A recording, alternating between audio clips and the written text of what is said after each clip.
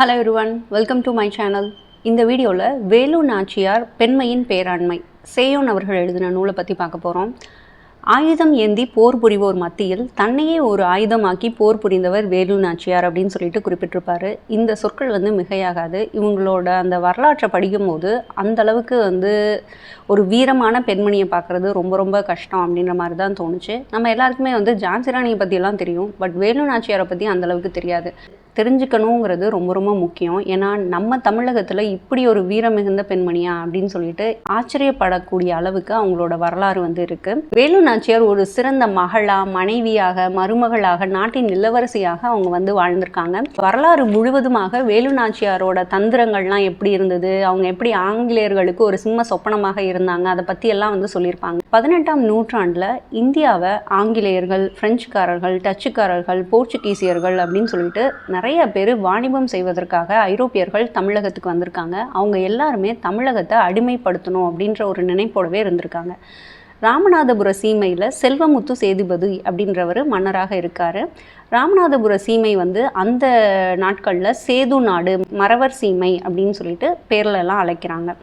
செல்வமுத்து சேதுபதிக்கு தங்கை சிவகாமி நாச்சியார் அப்படின்னு சொல்லிட்டு இருக்காங்க. அவங்க படைத்தளபதியாக இருந்த பொருணன் சேர்வை அப்படின்றவரை கல்யாணம் பண்ணிக்கிறாங்க. அதுக்கப்புறம் சேதுபதி என்ன பண்றாரு அப்படின்னா, அருப்புக்கோட்டை அப்படின்ற ஒரு இடத்த ஒரு தனி பாளையமாக்கி பொருணன் சேர்வையை மன்னனாக்கி தன் தங்கையையும் கட்டி கொடுக்குறாரு. தன் நண்பனான மொக்க பழனியப்ப சேர்வை அப்படின்றவரையும் படைத்தளபதியாக அங்கே அனுப்பி வைக்கிறாரு. தங்கையும் தங்கை கணவரும் இறந்ததற்கு அப்புறமாக பழனியப்ப சேர்வையை அந்த பாளையத்தின் பொறுப்பாளராகவும் நியமிக்கிறாரு. பழனியப்ப சேர்வை தான் சின்ன மருது பெரிய மருது அப்படின்னு சொல்லிட்டு கேள்விப்பட்டோம் இல்லையா, அவங்களோட தந்தை. பழனியப்ப சேர்வைக்கு பொன்னாத்தாள் அப்படின்ற ஒரு மனைவி இருக்காங்க. ஃபர்ஸ்ட் மருது பிறக்கிறாரு. மருது பிறந்ததுக்கு அப்புறமாக 15 வருடம் நல்ல விதமாக ஆட்சி பண்ணிட்டு வராங்க. அந்த டைம்ல ஆங்கிலேயர்கள் பழனியப்ப சேர்வையை கைதி பண்றாரு. அவங்க மனைவியான பொன்னாத்தாள் மாசமாக இருக்காங்க. அவங்களையும் கைதி பண்றாங்க. மருதுவை பிடிக்க முடியல, அவர் எஸ்கேப் ஆயிடுறாரு. இவங்க 2 பேரையும் கைதி பண்ணிட்டு கப்பம் கட்ட சொல்றாங்க. இவங்க கட்டாததுனால பழனியப்ப சேர்வையை தூக்குல போடுறதுக்கு அவங்க தீர்மானிக்கிறாங்க. இந்த செய்தி சேதுபதி அவங்களுக்கு தெரிய வருது. அவரோட மகள் தான் வேலு. இந்த வேலு நாச்சியார் என்ன பண்றாங்கன்னா, நடந்த விஷயங்கள்லாம் கேள்விப்படுறாங்க. கேள்விப்பட்டதுக்கு அப்புறமாக மன்னர் மனம் உடைந்து போறாரு. அப்ப வேலு நாச்சியார் சொல்றாங்க, இல்ல மருது தப்பிச்சிருக்கான் அப்படின்னா கண்டிப்பா பழனியப்ப சேர்வை எப்படி காப்பாற்றணும் அப்படின்ற அந்த யோசனை அவனுக்கு ஏற்பட்டிருக்கும். கண்டிப்பா அவரை நம்ம காப்பாத்திடலாம். இப்ப நம்ம எந்த இடத்துல தூக்கு போடுறாங்கன்னு சொல்லியிருக்காங்களோ அந்த இடத்துக்கு சில படைகளை மட்டும் அனுப்பி வைக்கிறது ரொம்ப முக்கியம் அப்படின்னு சொல்லிட்டு அவங்க யோசனை சொல்றாங்க. உடனே மன்னனும் சரி, இப்ப நம்ம பண்ண வேண்டிய செயல் அதுதான், வேற ஒன்றும் பண்ண முடியாதுன்னு சொல்லிட்டு ஒரு சின்ன படையை அவங்க அனுப்புறாங்க. பெரிய மருது என்ன பண்ணுறாரு அப்படின்னா, அவங்க அப்பாவை தூக்கு போடுற அந்த நேரத்தில் அவர் சில தந்திரங்கள்லாம் பண்ணி அவங்க அப்பாவை எஸ்கேப் பண்ண வைக்கிறாங்க. அப்புறம் அம்மாவையும் எஸ்கேப் பண்ண வைக்கிறாரு. இவங்க 2 பேருமே கிளம்புற நேரத்தில் இவர் சேதுபதி அவர்கள் அனுப்பிய படையும் அங்கே வந்துட்டு ஒரு சண்டை நடக்குது. இவங்க 3 பேர் மட்டும் எஸ்கேப் ஆயிடுறாங்க. அந்த டைமில் பொன்னாத்தாளுக்கு இடுப்பு வலி வருது. அவங்க பிரசவம் அங்கே நடக்குது, அந்த கிராமத்திலே நடக்குது. அப்போ அவங்களுக்கு ஒரு மகன் பிறக்கிறாரு. அவர் தான் சின்ன மருது அப்படின்னு சொல்லிட்டு பெயர் வைக்கிறாங்க. அதற்கப்புறமாக சேதுபதியை அவங்க பார்க்க வராங்க. இந்த இதில் பார்த்தீங்கன்னா பல இடத்துல தமிழர்களின் வீரத்தை பறைசாற்றக்கூடிய பல இடங்கள் மெய்சிலிர்க்க வைக்கக்கூடியதாக இருக்கும். பழனியப்ப சேர்வையை வேலு நாச்சியார் ஒரு சித்தப்பா மாதிரி தான் பார்த்துருக்காரு. அதற்கப்புறமாக வேலு நாச்சியாரோட ஃப்ரெண்டு ஒருத்தவங்க வெள்ளச்சி அப்படின்னு சொல்லிட்டு இருப்பாங்க. அவங்க பார்த்தீங்கன்னா இவங்களை விடவே ரொம்ப ஒரு பெண் விடுதலைக்கும் தீண்டாமையை போக்கணும், இதெல்லாம் இந்தந்த திட்டப்படி நம்ம செயல்படுத்தணும்னா நம்மளால வெற்றி பெற முடியும், அந்த மாதிரிலாம் நிறைய விஷயங்கள் சொல்லியிருப்பாங்க. இவங்க 2 பேரும் நெருங்கிய தோழியாக இருப்பாங்க. வெள்ளச்சி அதியவன் அப்படின்ற ஒரு படை தளபதியையும் காதலிப்பாங்க. வேலு நாச்சியாரோட சிந்தனைகள்லாம் பார்த்தீங்கன்னா ரொம்ப முற்போக்கானதாக இருக்கும். பெண் படையை உருவாக்கணும் அப்படின்னு சொல்லிட்டு ஆசைப்பட்டாங்க. ஏன்னா ஆண்கள் மட்டும் போர் புரியணும்னு அவசியம் இல்லை, பெண்களும் ஆண்களுக்கு சளைச்சவங்க கிடையாது, எந்த விதத்துலையும் குறைஞ்சவங்க கிடையாது, நாங்களும் போர் பண்ண முடியும், எங்களுக்கு அதுக்கான பயிற்சி எங்களுக்கு கிடைக்குது அப்படின்னா கண்டிப்பாக எங்களாலேயும் உங்களுக்கு நிகராக இருக்க முடியும்னு சொல்லியிருக்காங்க. அதன்படியே ஒரு பெண் படையையும் உருவாக்குறாங்க, ஜெயிச்சும் காட்டியிருக்காங்க. சாதி, குலம் அந்த மாதிரியெல்லாம் எந்த பாகுபாடும் இருக்கக்கூடாது, கோயிலுக்குள்ளே எல்லாருமே உள்ளே வரணும், சாமி கும்பிடணும் அப்படின்னு சொல்லிட்டு இருந்திருக்காங்க. தீண்டாமையை ஒழிக்கணும் அப்படின்னு சொல்லிட்டு பேசியிருக்காங்க. ப்ளஸ் கோயில்களில் சமஸ்கிருதத்துலலாம் அர்ச்சனை பண்ணணும்னு அவசியம் இல்லை, நம்மளோட தாய்மொழியான தமிழ் மொழியில் தான் அர்ச்சனை நடக்கணும் அப்படின்றத முதலாக முன்னெடுத்து வைத்தவங்க வேலு நாச்சியார். இவங்களோட இந்த மாதிரியான கருத்துக்களுக்கு வேதியர்கள் கிட்ட இவங்களுக்கு ஒரு பகையை வந்து உருவாகிறதுக்கு காரணமாக அமையுது. ஏன்னா அவங்க வந்து ஆச்சாரம் அனுஷ்டானம் நாங்கள்லாம் உயர் குலத்தவர்கள் அப்படின்ற ஒரு பேரும் பெருமையும் அவங்களுக்கு இருக்கிறதுனால இதெல்லாம் வந்து இழக்கிறதுக்கு அவங்க தயாராக இல்லை. அதனால வேலு நாச்சியாரை வந்து எதிர்க்கிறாங்க. ஆனாலும் அவங்க வந்து ஒரு மன்னனோட மகளாக இருக்கிறதுனால அவங்களோட கருத்துக்களை அவங்களால மிகுந்த அளவுக்கு எதிர்க்க முடியலை. ஸோ கொஞ்சம் அடங்கி போகிறது போல இருந்தாலும் அவங்க மேலே வந்து ஒரு பகை உணர்வு அவங்களுக்கு இருந்துக்கிட்டே இருக்குது. அது பின்னாட்களில் வேலு நாச்சியாருக்கு ஒரு மிகப்பெரிய ஒரு கஷ்டத்தை உருவாக்கக்கூடிய ஒரு சூழலை ஏற்படுத்துது. வேலு நாச்சியார் வந்து இருந்த காலத்தில் பெண்களுக்கு கல்வி வந்து மறுக்கப்பட்டதாக இருக்குது. ஊர்கிணறுகளில் சில குடியில் பிறந்தவங்க தண்ணி எடுக்கக்கூடாது அப்படின்ற மாதிரியெல்லாம் நிறைய அடிமைத்தனம் வந்து நடந்திருக்கு. அது எல்லாமே அவங்க வந்து போக்கணும்னு நினச்சிருக்காங்க. அதற்காக அவங்க ஃபைட்டும் பண்ணியிருக்காங்க. அதுக்கப்புறமாக மன்னர் வந்து உரிய வயது ஆனதுக்கப்புறமாக வேலு நாச்சியாருக்கு திருமணம் பண்ணணும் அப்படின்னு சொல்லிட்டு நினச்சிருக்காங்க. ஆனால் வேலு நாச்சியாருக்கு திருமணம் செய்திருக்கிறதுல அவ்வளவு விருப்பம் இல்லை. தன் நாட்டை விட்டு போகிறதுக்கும் தன் தந்தையை விட்டு போகிறதுக்கும் அவங்க வந்து பிரியப்படலை. அதுக்கப்புறம் அப்பா சொல்கிறதுனால அவங்களோட மனசையும் அவங்களால நோக்கடிக்க முடியலை. சரி ஒரு கண்டிஷன் இருக்குப்பா, அதுக்கு ஒத்துக்கிட்டாங்கன்னா கண்டிப்பாக நான் வந்து மேரேஜ் பண்ணிக்கிறேன் அப்படின்னு வந்து சொல்கிறா. அவங்க சொன்ன கண்டிஷன் என்ன அப்படின்னு பார்த்தீங்கன்னா, சுயமரியாதை வந்து அவங்களுக்கு ரொம்ப முக்கியமாக இருக்குது. அதை பங்கம் படுத்தக்கூடிய அளவுக்கு யாரையும் திருமணம் செய்ய மாட்டேன் அப்படின்றத சொல்கிறாங்க. அந்நியர்களுக்கு அடிமைப்படாதவனாக இருக்கணும் அப்படின்றத சொல்கிறாங்க. தமிழ் பற்று மிக்கவனாக இருக்கணும். இந்த குணநலன்கள்லாம் இருந்ததுன்னா கண்டிப்பாக நான் கல்யாணத்துக்கு ஒத்துக்கிறேன் அப்படின்றத சொல்கிறாங்க. சிவகங்கை சீமையை சின்னமரவர் நாடுன்னு சொல்கிறாங்க. அங்கே இளவரசனாக இருக்கக்கூடிய முத்து வடுகநாதர் அப்படின்றவங்க இவங்களோட கண்டிஷனுக்கு ஒத்து வரக்கூடியவர்களாக இருக்காங்க. கொஞ்சம் தூரத்து சொந்தமாகவும் இருக்குது. ஸோ இவங்களை வந்து திருமணம் செய்கிறதற்கு ஏற்பாடு பண்ணுறாங்க. இவங்களுக்கு சிறந்த முறையில் திருமணம் நடத்தி வைக்கிறாங்க. அதற்கப்புறமாக இவங்க சின்னமரவர் நாட்டுக்கு போயிடுறாங்க. அந்த டைமில் வந்து பார்த்திங்கன்னா திருச்சியில் ஆட்சி செஞ்சுட்டு வர நவாப் முகமது அலி அப்படின்றவங்க இந்த நாட்டு மேலே வரி விதிக்கிறாங்க. நீங்கள் கண்டிப்பாக வரி பணத்தை செலுத்தணும். அப்படி நீங்கள் வரியை செலுத்த தவறுனீங்கன்னா ஒரு போர் வந்து உருவாகும், எங்களோட படையை நீங்கள் சந்திக்க வேண்டியதாக இருக்கும் அப்படின்றத சொல்கிறாங்க. திருச்சிக்கு சப்போர்ட்டிவாக தஞ்சையும் வந்து இருக்காங்க. தஞ்சையில் அந்த டைமில் வந்து பார்த்திங்கன்னா மராட்டியர்கள் வந்து ஆட்சி செஞ்சிட்ருக்காங்க. அவங்களோட ஆதிக்கத்தில் வந்து தஞ்சை வந்து இருந்திருக்கு. ஸோ மராட்டியர்களும் நவாப்பும் இவங்களுக்கு ஒரு இடைஞ்சலை வந்து ஏற்படுத்துகிறாங்க. இவங்க ரெண்டு பேரும் சேர்ந்து அனுமந்தகுடி அப்படின்ற இடத்துல போர் படையை வந்து ஏற்படுத்துகிறாங்க. அங்கே வந்து போர் புரியறதுக்காக முயற்சி வந்து நடக்குது. ஸோ அந்த இடத்துல வேலு நாச்சியார் ஒரு மிகப்பெரிய ஒரு வியூகத்தை வந்து ஏற்படுத்தி இந்த விதத்தில் நம்ம போர் செஞ்சோன்னா கண்டிப்பாக இவங்கள முறியடிச்சிடலாம் அப்படின்றத சொல்கிறாங்க. இவங்களோட படைபலம் வந்து பார்த்திங்கன்னா வேலு நாச்சியாரோடது ஒரு பங்கு இருக்குது அப்படின்னா திருச்சி தஞ்சையிலேருந்து வந்த படை வந்து பார்த்திங்கன்னா ஒரு 3 மடங்கு இருக்குது. அவ்வளவு பெரிய படையை எப்படி நம்மளால் வந்து தடுக்க முடியும்னு சொல்லிட்டு முத்துவடுகநாதர் வந்து யோசிக்கிறாரு. ப்ளஸ் இவங்களோட தந்தையும் வந்து யோசிக்கிறாங்க, இல்லைம்மா உன்னால் வந்து இந்த படையை வச்சுக்கிட்டு நம்மளால் ஜெயிக்க முடியாது அப்படின்றத சொல்கிறாங்க.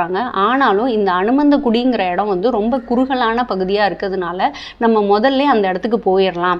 ஸோ அந்த என்ட்ரன்ஸ்லேருந்து வரக்கூடிய படை வந்து ரொம்ப குறைவான அளவு தான் அவங்களால உள்ளுக்குள்ளே வர முடியும். அப்படி வரும்போது அவங்கள நம்மளால் அழிக்க முடியும் எளிதாக அப்படின்ற மாதிரி ஒரு வியூகத்தை வந்து கொடுக்குறாங்க.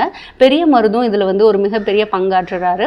அது போக பெண் படைகளும் சில பேரை வந்து வேலு நாச்சியார் ரெடி பண்ணி அந்த போர்க்களத்துக்கு கூட்டிகிட்டு வந்திருக்காங்க. ஸோ அவங்களும் சேர்ந்து போராடும் போது இவங்களுக்கு ஒரு பக்கபலமாக இருக்குது. ஆனால் துரதிர்ஷ்டவசமாக வெள்ளச்சிங்கிற அவங்களோட ஃப்ரெண்டு வந்து இந்த போர்க்களத்தில் வந்து உயிரிழந்துறாங்க. ஆனாலும் இவங்க தான் அந்த போரில் வந்து ஜெயிக்கிறாங்க. இவங்க புகுந்த வீடு போகும்போதே பழனியப்ப சேர்வையையும் தன்னோட வந்து கூட்டிகிட்டு போகிறாங்க. சின்ன மருது வந்து வேலு நாச்சியார் அவர்கள் தான் வந்து வளர்க்குறாங்க. அவங்களுக்கு வந்து போர்க்கலைகள்லாம் சொல்லித்தரது அது எல்லாமே வேலு நாச்சியார் தான். இதற்கு அடுத்ததாக வந்து பார்த்திங்கன்னா நாட்டில் கொள்ளைக்காரர்களோட அட்டூழியம் வந்து அதிகமாக இருக்குது அப்படின்னு சொல்லிட்டு முத்து வடுகநாதரோட தந்தைக்கிட்ட வந்து எல்லாரும் வந்து சொல்கிறாங்க. ஸோ வடக்கர்களோட ஆட்டம் வந்து ரொம்ப அதிகமாக இருக்குது. அவங்க வழிப்பறி செய்கிறாங்க, எங்களால் ஒழுங்காக வாணிபம் செய்ய முடியல, ஒரு இடத்துலேருந்து இன்னொரு இடத்துக்கு பயணப்பட முடியல அப்படின்னு சொல்லிட்டு மக்கள் வந்து ரொம்ப வருத்தப்பட்டு தெரிவிக்கிறாங்க. மன்னர் வந்து ரொம்ப மனசுடைஞ்சு போகிறாரு. அப்போ முத்து வடுகநாதர் வந்து சொல்கிறாங்க, இல்லைப்பா நான் வந்து போயிட்டு அது என்னன்னு பார்த்துட்டு அந்த அட்டூழியங்களை எல்லாம் சரி பண்ணிவிட்டு நான் வரேன், நீங்கள் வந்து நிம்மதியாக இருங்க அப்படின்னு சொல்லிட்டு முத்துவடுகநாதர் வந்து சொல்லிட்டு கிளம்புறாங்க. வேலு நாச்சியாரும் மாமனார் மாமியார் இவங்கெல்லாம் இருக்காங்க. ஒரு 3 நாளுக்கு ஒரு ஆன்மீக பயணமாக பக்கத்தில் இருக்க ஊருக்கெல்லாம் போயிட்டு வரலான்னு சொல்லிட்டு முடிவெடுக்கிறாங்க. ஏன்னா மன்னருக்கு ரொம்ப மன வருத்தமாக இருக்குது, மக்களுக்கு இப்படி ஒரு துன்பம் வந்துருச்சு அப்படின்னு சொல்லிட்டு. சரின்ட்டு இவங்க எல்லாருமே ஒரு பல்லக்கில் வந்து பயணப்படுறாங்க. பிரான்மலை போகிறாங்க, அதை சுற்றி இருக்க எல்லா இடத்துக்கும் போகிறாங்க. கடைசியாக இவங்க வந்து பிரான்மலையில் இருக்க சாமியை வந்து கும்பிட்டுட்டு அவங்க பல்லக்கில் ஏறி உட்கார வரும்போது ரொம்ப இருட்டுற மாதிரி ஆகிடுது. சரி இதோட நம்ம ஊருக்கு போயிடலான்னு சொல்லிட்டு முடிவெடுக்கிறாங்க. பல்லக்கு வந்து மெதுவாக நகர்ந்துகிட்டே வருது. இவங்க பல்லக்கில் வந்துட்டு இருக்கும்போது இவங்க பல்லக்கு வந்து தாக்கப்படுது. பல அம்புகள் வந்து சரம் வாரியாக வருது. இதில் முதல் அம்பு வந்து மன்னர் மேலே வந்து படுது. மன்னன் வந்து அப்படியே சரிஞ்சிடுறாங்க. அதுக்கப்புறம் உடனே அரசி வந்து பதறி போய் என்ன ஆச்சு அப்படின்னு சொல்லிட்டு பார்க்குறாங்க. வேலு நாச்சியார் இங்கே என்ன நடக்குது, யார் நம்மளை தாக்குறாங்க அப்படின்னு சொல்லிட்டு அவங்க வந்து கவனிக்கிறதுக்கு முன்னாடி அரசி மேலேயும் வந்து அம்பு படுது. இவங்க 2 பேருமே உயிருக்கு போராடிட்டு இருக்காங்க. இவங்க வந்து பல்லக்கை விட்டு வெளியில் வந்து என்ன ஆகுது அப்படின்னு சொல்லிட்டு பார்த்துட்டு அவங்க வந்து எதிர்த்தாக்குதல் கொடுக்கறதுக்கு முன்னாடி அவங்க அரசியும் மன்னனும் வந்து இழந்துடுறத பார்க்குறாங்க. பார்த்த உடனே அவங்களுக்கு ரொம்ப கோவம் வந்துடுது. கணவன் வந்து தன்னை நம்பி தானே இவங்க 2 பேரையும் விட்டுட்டு போனாங்க, நம்ம இருக்கும்போது இப்படி ஆயிடுச்சேன்னு சொல்லிட்டு அவங்க வருத்தப்படுறாங்க. அவங்க அந்த மாதிரி நினச்சிட்டு அவங்களோட ஆயுதத்தை எடுக்கிறதுக்கு முன்னாடி அவங்களோட தோள்பட்டையில் ஒரு அம்பு வந்து பாயுது. கால்களில் அம்புகள் வந்து பாயுது. அவங்களால நடக்க முடியாத ஒரு சூழ்நிலை ஏற்படுது. இருந்தாலும் அரசன் அரசியோட உடல்களையாவது தன்னோட அரண்மனைக்கு கொண்டு போகணும்னு சொல்லிட்டு அவங்க முயற்சி செய்கிறாங்க. தன் உயிரை வந்து ஒரு துச்சமாக மதித்து அவங்களோட இறுதி சுவாசம் இருக்க வரைக்கும் அவங்க வந்து போராடுறாங்க. தன்னுடைய ஆயுதத்தை கொண்டு எதிரிகளை எல்லாம் அழிக்க முயல்கிறாங்க. அப்படி இருந்தும் அவங்க தொடர் தாக்குதல் மூலமாக நிலை குலைந்து அப்படியே விழுகிறாங்க. அப்போ அவங்க முன்னாடி 2 பேர் வந்து குதிச்சு வர்றாங்களாம். வந்து எதிர்த்தாக்குதல் வந்து செய்கிறாங்களாம். அவங்களுக்கு யாரோ நமக்கு உதவுறாங்க அப்படின்றது மட்டும்தான் தெரியுது. மயக்க நிலைக்கு போயிடுறாங்க. அதற்கப்புறமாக தான் தெரிஞ்சுக்கிறாங்க பெரிய முத்தன் ராக்கு அப்படின்றவங்க தான் இவங்களை வந்து காப்பாற்றிருக்காங்க. அவங்களுக்கு 2 வயதில் குயிலி அப்படின்ற ஒரு பெண்ணும் இருந்திருக்காங்க. இவங்களுக்கு அப்போ தான் தெரிய வருது யாரோ ஒருத்தர் பல்லக்கை தாக்குறாங்க, வெள்ளையர்கள் தாக்குறாங்க அப்படின்றது தெரிஞ்சிருக்கு. தெரிஞ்ச உடனே என்ன நடக்குதுன்னு சொல்லிட்டு அவங்களோட குடிலை தாண்டி அவங்க வந்து பார்க்கும்போது வேலு நாச்சியாரோட பல்லக்கு இருக்கிறதையும் அவங்க ரத்த வெள்ளத்தில் இப்படி விழுந்து கிடக்கிறதையும் பார்த்த உடனே அவங்க தன்கிட்ட இருந்த ஆயுதங்களை எல்லாம் கொண்டு இவங்களை எல்லாம் வந்து காப்பாற்றி அரண்மனைக்கு கூட்டிகிட்டு வர்றதை வந்து தெரிஞ்சுக்கிறா. அவங்க 2 பேருக்கும் ரொம்ப கடமைப்பட்டவங்க இருக்காங்க. ரொம்ப நன்றியுடையவங்களாக அவங்களுக்கு நன்றியும் சொல்றாங்க. முத்துவடுகநாதர் வந்து அவங்களுக்கு எவ்வளவு சிறப்பு செய்ய முடியுமோ சிறப்பு செஞ்சு உங்களுக்கு எப்போ உதவி வேணாலும் என்னை வந்து கேட்கலாம் அப்படின்றத சொல்றாங்க. இதற்கு நடுவில் வந்து பார்த்தீங்கன்னா நவாப் என்ன பண்றாரு அப்படின்னா வெள்ளையர்களுக்கு பிரெஞ்சு படைகளை எல்லாம் அடக்கி ஒடுக்கிறதற்கு உதவி செய்கிறாரு. இதன் மூலமாக வெள்ளையர்கள் வந்து நவாப்புக்கு இந்த சிவகங்கை சீமை கிடைக்கிறதுக்கு உதவி செய்யணும் அப்படின்னு சொல்லிட்டு இவங்க சொல்லியிருக்காங்க. மியூச்சுவலாக 2 பேரும் ஒருத்தருக்கு ஒருத்தர் ஹெல்ப் பண்ணிக்கிறாங்க. ஆனால் வெள்ளையர்களோட எண்ணம் என்னவா இருக்குன்னா நம்ம நவாப்புக்கு உதவுற மாதிரி உதவி சிவகங்கையை நம்ம கைக்கு எடுத்துக்கிட்டதுக்கு அப்புறமாக இந்த நவாப்பையும் துரத்தி அடிச்சிடணும் அப்படின்னு சொல்லிட்டு அவர் நினச்சிட்டு இருக்காரு. ஆனால் நவாப்புக்கு வந்து இந்த விஷயம் தெரியாது. ஏதோ நம்ம இவங்களுக்கு பிரெஞ்சு படையை வந்து அடக்கி ஒடுக்கிறதுக்கு ஆங்கிலேயர்களுக்கு உதவுறதுனால சிவகங்கையை நமக்கு வாங்கி கொடுக்கறதுக்கு இவங்க நமக்கு ஹெல்ப் பண்ணுவாங்க, இவங்க படை நமக்கு முக்கியம்னு சொல்லிட்டு நவாப் வந்து நினச்சிட்டு இருக்காரு.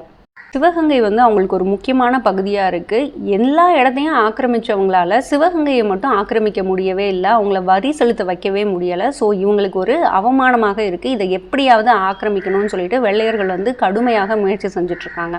இதற்கு நடுவில் வந்து பார்த்திங்கன்னா வேலு நாச்சியாருக்கு கல்யாணமாகி பல வருடங்கள் ஆகியும் குழந்தை பிறக்காமலே இருக்குது. அது ஒரு குறையாக வந்து சில பேர் பேசிக்க ஆரம்பிக்கிறாங்க.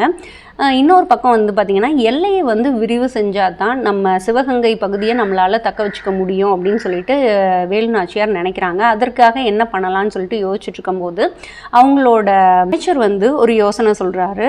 கௌரி நாச்சியார்னு சொல்லிட்டு இவங்களோட சித்தப்பா மகள் ஒருத்தி இருக்கா. அவளை கல்யாணம் வந்து அவங்க கணவனுக்கு செஞ்சு வைப்பதன் மூலமாக அந்த எல்லை பகுதியும் நமக்கு கிடைச்சதுன்னா சிவகங்கையை வந்து யாருனாலையும் வந்து ஆக்கிரமிக்க முடியாத அளவுக்கு ஒரு கடுமையான ஒரு அரண் போல இருக்கும். அந்த நாடு மட்டும் மிஸ் ஆகிறதுனால இவங்கள நம்ம சொந்தமாக்கிக்கணும். அப்படி ஆக்கும்போது அவங்களோட சப்போர்ட்டும் நமக்கு கண்டிப்பாக கிடைக்கும். ஸோ நவாப்னால நமக்குள்ள நெருங்கவே முடியாது, ஆங்கிலேயர்களாலையும் நம்மளை நெருங்கவே முடியாது அப்படின்ற யோசனை வந்து சொல்கிறாங்க. ஆனாலும் வேலு நாச்சியாருக்கு கொஞ்சம் கஷ்டமாக இருக்குது. எப்படி எதை வேணால் பங்கு போடலாம், எப்படி ஒரு கணவனை பங்கு போட முடியும் அப்படின்னு சொல்லிட்டு யோசிக்கிறா. இருந்தாலும் நாட்டுக்காக இதை நம்ம செஞ்சு தான் ஆகணும் அப்படின்னு சொல்லிட்டு முடிவெடுக்கிறாங்க. யாரோ ஒருத்தரை செய்யலை, நம்மளோட சித்தப்பா பொண்ணை தானே செய்கிறோம் அப்படின்னு சொல்லிட்டு அவளுக்கு ஒரு சின்ன ஒரு சந்தோஷம் வந்து அதில் ஏற்படுது. அதுக்கு வந்து கல்யாணம் வந்து செஞ்சு வைக்கிறாங்க. இன்னொரு பொண்ணை தன் கணவனுக்கு கல்யாணம் பண்ணி வச்சதுக்கு அப்புறமாக இவங்க வந்து கன்சீவ் ஆகிறாங்க. வேலு நாச்சியார் அவர்கள் கன்சீவ் ஆகிறாங்க. 18 வருடம் கல்யாணம் ஆகி கன்சீவ் ஆகாதவங்க கன்சீவ் ஆகிறாங்க. அவங்க கன்சீவ் ஆன வருஷம் என்னென்னு பார்த்தீங்கன்னா 1764. அந்த வருடத்தில் இவங்களுக்கு ஒரு பெண் குழந்தை பிறக்குது. அந்த பெண் குழந்தைக்கு வெள்ளச்சின்னு சொல்லிட்டு அவங்களோட ஃப்ரெண்டோட பேர் வந்து வைக்கிறாங்க. ஏன்னா அவங்களோட ஃப்ரெண்டு வந்து இவங்களுக்காக போர்க்களத்தில் வந்து அவங்களோட உயிரை வந்து வீர மரணம் வந்து அடைஞ்சிருப்பாங்க. ஸோ அவங்களோட பேரை தன் மகளுக்கு அவங்களோட நினைவாக வந்து வைக்கிறாங்க வேலு நாச்சியார். வந்து கேட்டுகிட்டே இருக்காங்க. இவங்களும் வந்து தர முடியாது அப்படின்ற மாதிரி மறுத்துக்கிட்டே வராங்க. இதனால் போர் மூளக்கூடிய அபாயம் ஏற்படுது அப்படின்றதையும் உணர்ந்திருக்காங்க. இருந்தாலும் யாருக்கும் அடிமைப்படணும்னு அவசியம் கிடையாது அப்படின்ற ஒரு எண்ணம் வந்து வேலு நாச்சியாருக்கு இருந்துகிட்டே இருக்குது. 1770 நவாப் வெள்ளையர்களோடு சேர்ந்து கொண்டு இந்த வரி வசூலிச்சே ஆகணுங்கிறதுல ரொம்ப குறிப்பாக இருக்கார்.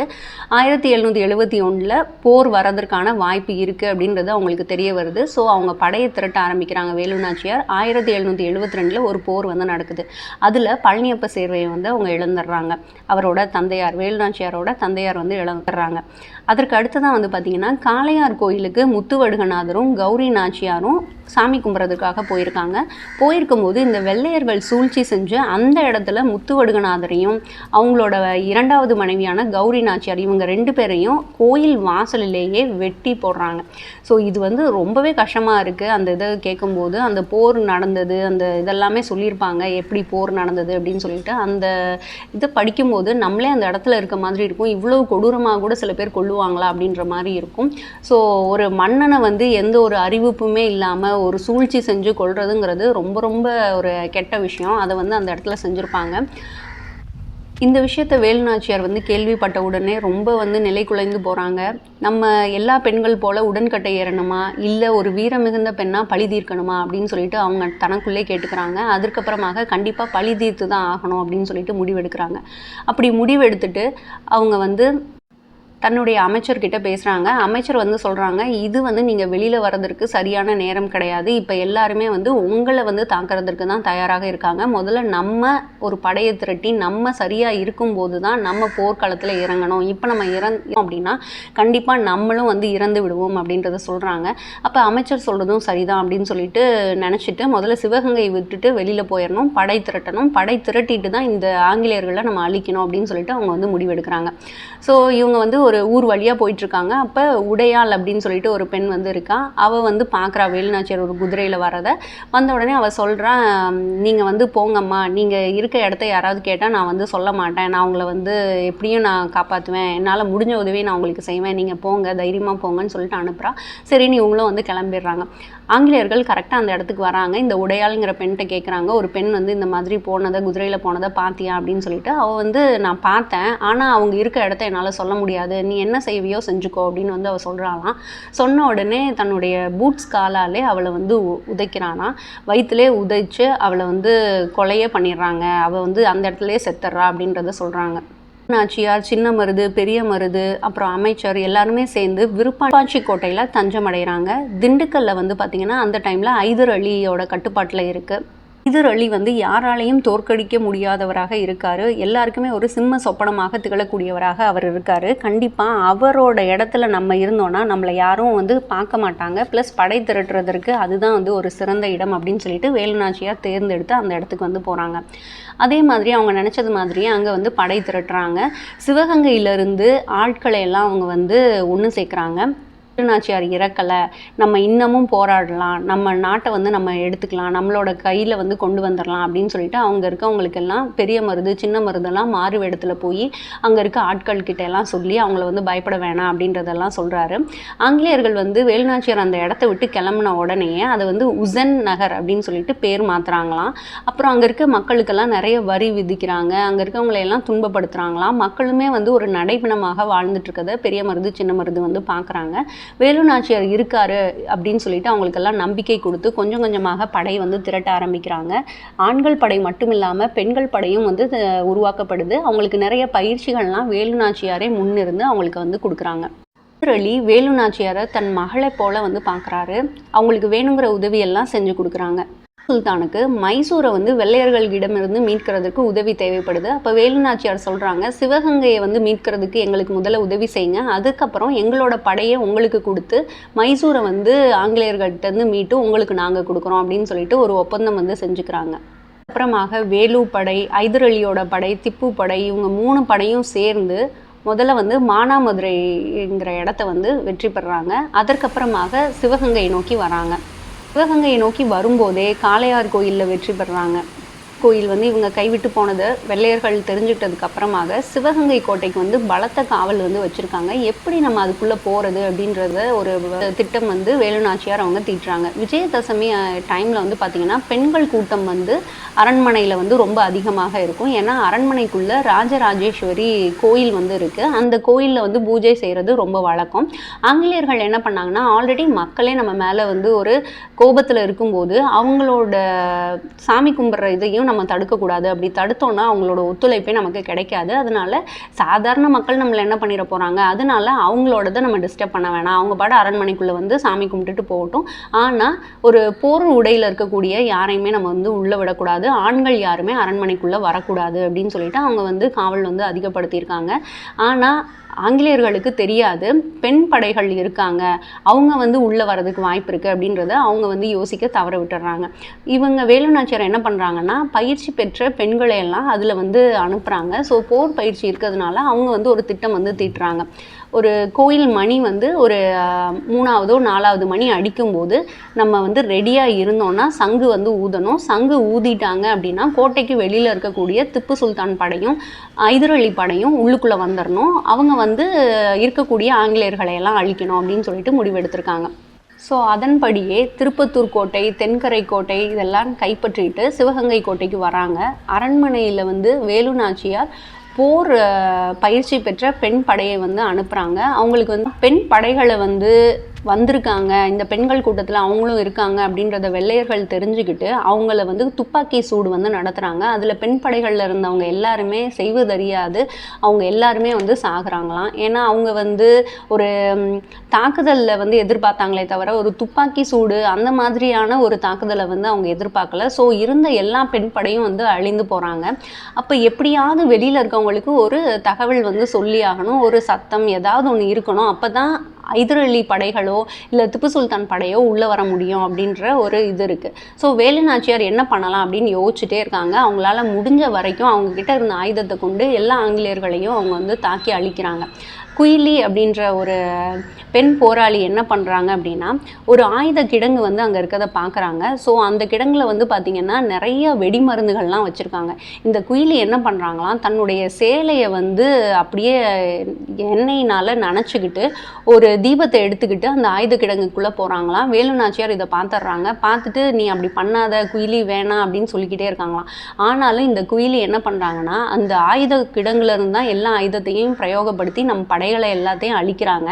அந்த ஆயுத கிடங்கையே நம்ம அழிச்சிட்டோம்னா கண்டிப்பாக இவங்களால நம்மளை அழிக்க முடியாது, என்னால் வந்து ஜெயிக்க முடியாட்டியும் அட்லீஸ்ட் உங்களுக்கு இந்த உதவியாவது நான் செய்கிறேன் அப்படின்னு சொல்லிட்டு குயிலி வந்து அந்த ஆயுத கிடங்குக்கு ஒரு தீபத்தோடு அவங்க போகிறாங்க. போயிட்டு அவங்க தன்னையே பற்ற வச்சு அந்த கிடங்குல இருந்த எல்லா ஆயுதத்தையும் வந்து வெடிக்க வைக்கிறாங்களாம். அப்படி வெடிக்க கேட்டுட்டு ஓகே அங்கே வந்து போர் ஸ்டார்ட் ஆகிடுச்சுன்னு சொல்லிட்டு இருந்த படைகள்லாம் அரண்மனைக்குள்ளே வர்றாங்க. வந்து வெள்ளையர்களை எல்லாம் போட்டு துவம்சம் பண்ணுறாங்களாம். குயிலி இறந்ததை பார்த்துட்டு வேலு நாச்சியாருக்கு ரொம்பவே ஆக்ரோஷமாயிடுது. அவங்க ஒரு மனிதன் போலவே இல்லாமல் ஒரு அரக்கன் போல் எல்லாத்தையும் பார்த்தவங்களை எல்லாம் வெட்டி சாய்ச்சிட்டு போயிட்டே இருக்காங்களாம். வந்து கொஞ்சம் கொஞ்சமாக இவங்க வசமாகுது. வேலு நாச்சியார் வந்து ஜெயிக்கிறாங்க. ஆங்கிலேயர்கள்கிட்ட இழந்த தன் நாட்டை போராடி மீட்ட முதல் பேரரசி வேலு நாச்சியார் அப்படின்ற பெருமை வந்து அவங்களுக்கு கிடைக்குது. அவங்க வெற்றி பெற்றதுக்கு அப்புறமாக முதல்ல செஞ்ச விஷயம் என்ன அப்படின்னா, உடையாள் அப்படின்ற ஒரு பெண் வந்து இவங்களுக்காக உயிர் தியாகம் பண்ணியிருப்பா இல்லையா, அவளுக்காக ஒரு கோயில் வந்து கட்டுறாங்க. வெட்டுடையாள் காளி அப்படின்னு சொல்லிட்டு இன்னமும் அந்த கோயில் வந்து இருக்குது. ஸோ அந்த டெம்பிளை வந்து அவங்க கட்டுறாங்க. இந்த உடையாளுங்கிற பெண் வந்து சொல்லியிருப்பா, எனக்கு வந்து கல்யாணம் ஆக போகுது, எனக்கு நீங்கள் தான் அம்மா தாலி எடுத்து கொடுக்கணும், உங்கள் கையில் தான் அந்த தாலி வாங்கி என் கரை வரப்போறவர் கட்டணும் அப்படின்னு வந்து சொல்லியிருப்பாங்க. தன் கையால் தாலி எடுத்து கொடுக்க வேண்டிய ஒரு பெண் தனக்காக உயிர் தியாகம் பண்ணிட்டாலேன்னு சொல்லிட்டு வேலு நாச்சியார் ரொம்ப வருத்தப்பட்டிருப்பாங்க. அதனால அந்த கோயில் கட்டி முடிச்சதுக்கு அப்புறமாக வைர தாலி பண்ணி அந்த கோயிலோட உண்டியல்ல வேலு நாச்சியார் தன் கையாலே போட்டதாக சொல்றாங்க. 1796 வருடம் வேலு நாச்சியார் இயற்கையாக மரணமடைகிறாங்க. வேலு நாச்சியாரோட வீரம் மிகுந்த கதை உங்களுக்கு வாய்ப்பு கிடைச்சதுன்னா கண்டிப்பாக இந்த நூலை வந்து படித்து பாருங்கள். இதை படிக்கும்போது நமக்கே ஒரு வேகம் வந்து வரும். நம்மளும் தைரியமாக இருக்கணும், எந்த ஒரு விஷயத்துக்கும் அடிமைத்தனமாக இருக்கக்கூடாது, போராடணும், நமக்கான உரிமையை நம்ம வந்து விட்டு கொடுக்கக்கூடாது. எங்கேயாவது நம்ம உரிமை பறிக்கப்படுதுன்னா தட்டி கேட்கணும் அப்படின்ற ஒரு உணர்வை வந்து ஏற்படுத்தும். ஒரு ஆணும் பெண்ணும் படிக்க வேண்டிய நூல், கண்டிப்பாக ஒவ்வொரு பெண்ணும் படித்திருக்க வேண்டிய நூல், யாரும் யாருக்கும் அடிமை இல்லை அப்படின்றத சொல்லக்கூடியதாக இந்த நூல் வந்து இருக்கும். நேர்மையாக நீதியோட வாழணும் அப்படின்றதையும் சொல்லக்கூடியதாக இருக்கும். இந்த பதிவு உங்களுக்கு பிடிச்சிருக்கும்னு நினைக்கிறேன். வேற ஒரு நல்ல பதிவில் மறுபடியும் உங்களை சந்திக்கிறேன். இதை உங்கள் ஃப்ரெண்ட்ஸோட ஷேர் பண்ணிக்கோங்க. Thank you, bye bye.